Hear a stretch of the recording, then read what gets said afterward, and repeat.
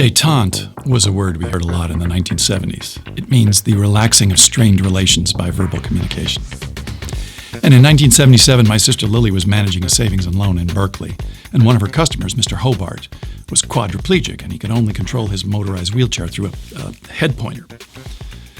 Now, despite his challenges, he was fiercely independent, and this was back before handicapped parking spaces or curb cuts, so Mr. Hobart had his work cut out for him getting around.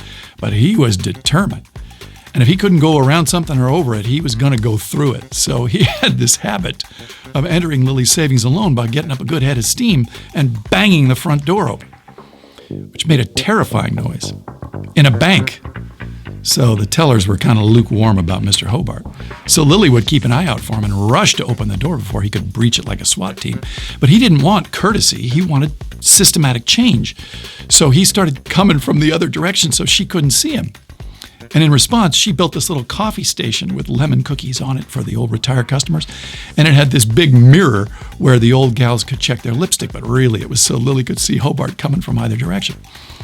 But he caught her looking at him in the mirror and figured it out and said, "Okay, you want to play? Let's play." And he got a couple of UC Berkeley robotics guys to basically supercharge his chair. And one day he comes rocketing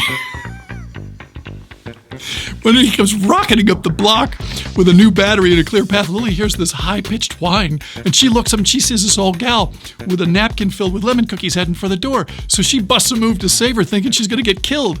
And she yells to one of the tellers to cut her off, but the old gal thinks she's being arrested for stealing cookies. So she starts backing up like a cornered felon. And Mr. Hobart can't see her, so one of Lily's tellers, who was in a wheelchair himself, manages to get his chair in front of the door just as Mr. Hobart hits the threshold. And all Lily can do is brace herself in front of the old gal like she's throwing herself on a grenade. And what happened next was like something out of a NASCAR wreck.